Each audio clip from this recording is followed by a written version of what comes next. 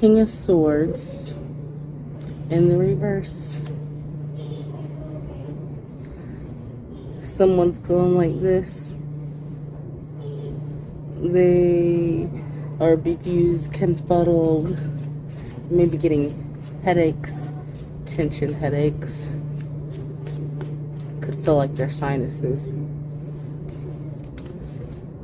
But there's some kind of problem or issue that's plaguing them. Seven of Cups. It could be their dreams. In regards to their dreams,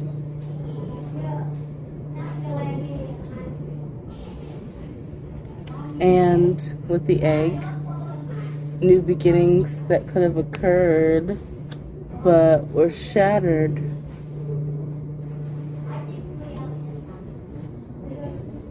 And there's some reference to as above, so below.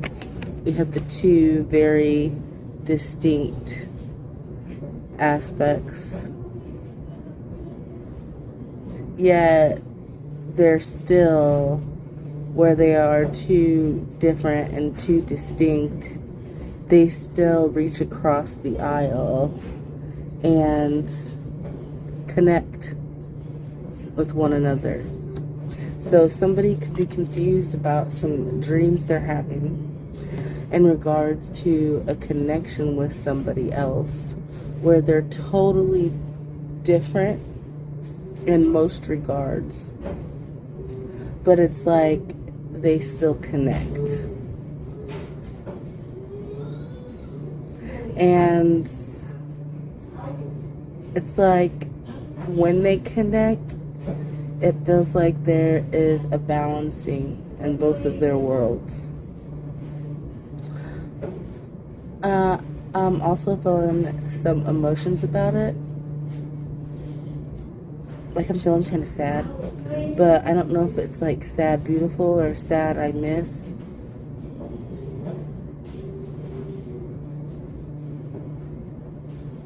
But yeah, there's definitely some sad.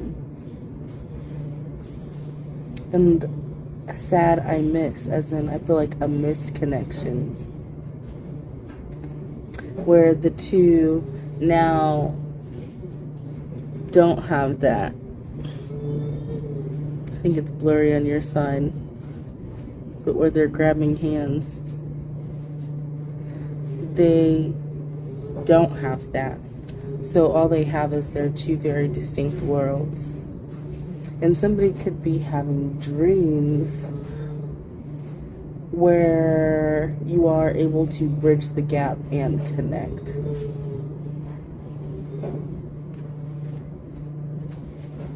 And if that's not the case, it's just like somebody could be making an appearance in someone else's dream, and it's like, hey, how did you get here?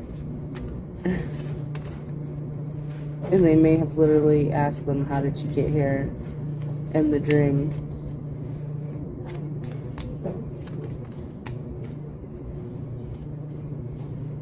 Queen of Cups in the reverse. This King of Swords, who's befuddled and, stressing. There's a Queen of Cups who is not being emotionally vulnerable, and it kind of seems like from the King of Swords we're getting a lack of communication, and from the Queen of Cups we're getting somebody who pulls back their emotions and their support or their outward display of affection.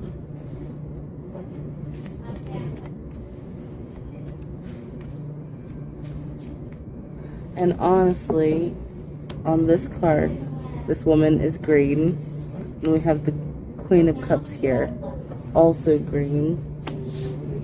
Green connected to the heart chakra and healing.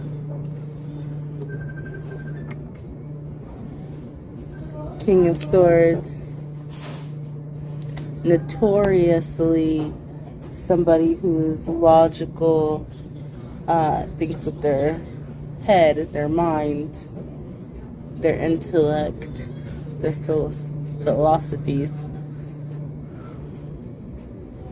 And this could be somebody, this Queen of Cups, with the green and the heart chakra and the two different worlds and where her world looks. I don't know. It's got the broken beginnings. There's rocks and there's hard places. But there's also a trophy of victory, and she seems like she's happy. She looks healthy. On the other side of it, you have a much darker, lonelier, colder,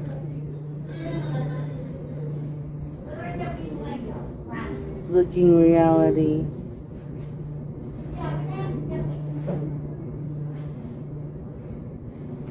And I know it keeps showing up blurry, but there's a little flower on this card that reminds me of this button flower that would bloom on this cactus my grandma had growing up.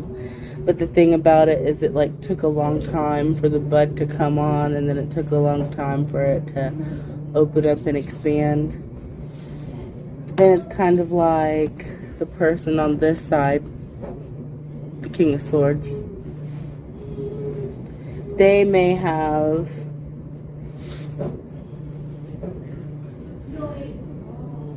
it's like I don't want to say niche or stress the fact that they have their own foundation, because she's got rock over here. She's got some foundation too. But this person has all of these trees with no leaves, right? There's these roots. These roots and these trunks, but no leaves. So this is somebody who has foundation in their life, but they don't have the blossom.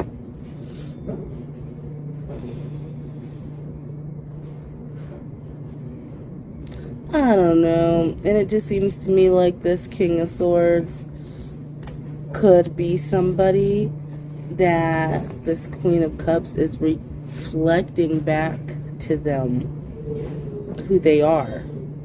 What did I say about her earlier?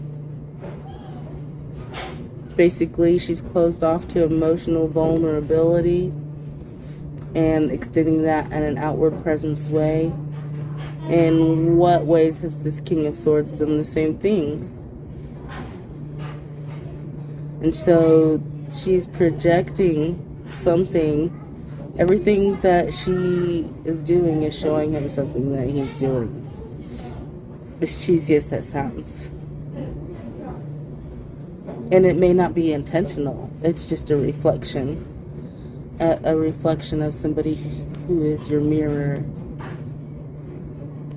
And maybe not specifically, maybe generally, maybe this person or people in general just tend to mirror each other, mirror things. And you need to ask yourself, well, what is this connection or what is this relationship showing me? Any connection or relationship in your life that's significant, it's either showing you something that you need to move towards or something that you need to move away from, or maybe something that you could give grace to. Hypocrisy is not a good look. And I don't know, it just kind of seems like if emotional vulnerability is something that this King of Swords needs to work on, that this, what do you call that, repulsion that this mirroring is causing from one another, because their poles are the same at that point. They're supposed to go perfectly together on opposite poles, but they're reflecting one another, and so they're repelling each other. But it's like this King of Swords needs to recognize some of the ways in which they are perpetrating some of the same things that are being done to them. And it kind of goes down to the golden rule. Like, treat others how you would like to be treated.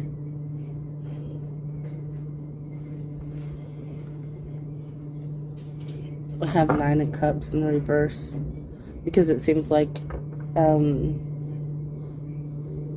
well, first of all, I was getting ready to say it seems like it would be, like, a great match. Like, they both would be fulfilled with one another.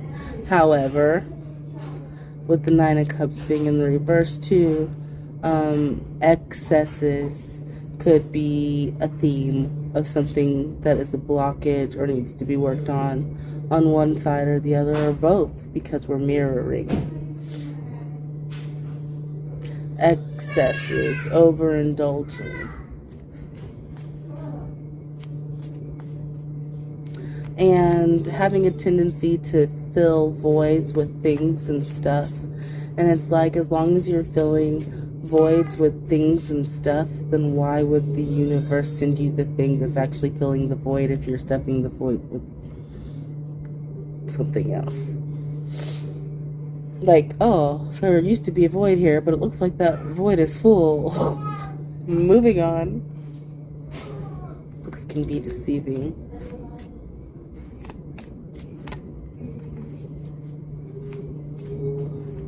But we're mirroring. So it's not one person or the other. It's just that in connection with somebody, whether you're the King of Swords or whether you're the Queen of Cups,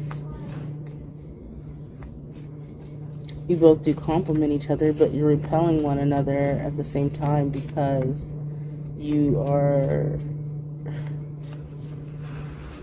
holding up a mirror in front of the other person. But the problem is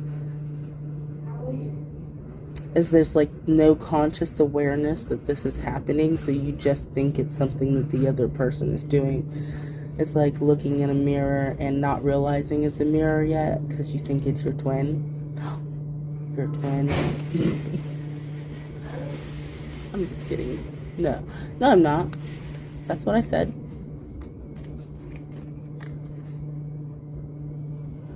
Nine of Swords. That's the same exact energy I get from the King of Swords.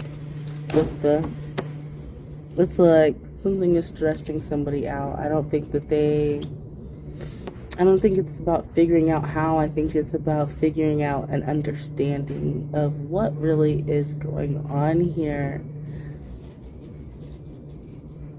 And what do I do about it? Because there is some feeling of significance, but also we're in the active repulsion stage. And I don't know if anybody else could be, or if one of these people could be. But earlier I was getting waves of nausea. But also I did have some dental work done today, and it was painful.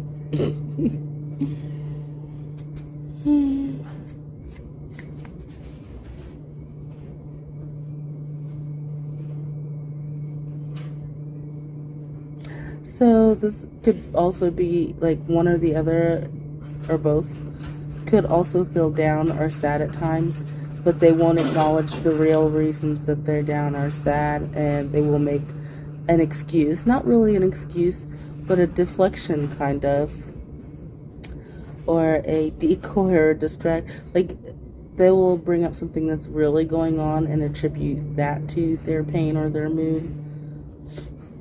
But really there's more there than what they say. And I think, you can't pick one or the other because they're both mirroring. But there's a real necessity to look within one's own self, not at another person, with resentment or reflections, like reflecting back on things,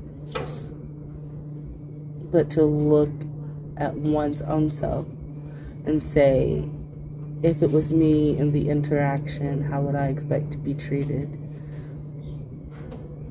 Or how would that make me feel?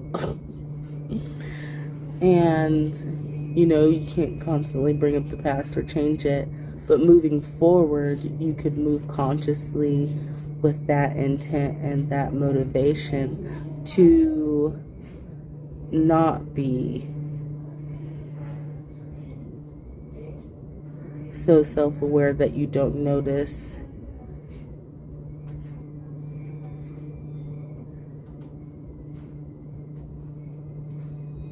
That you don't notice.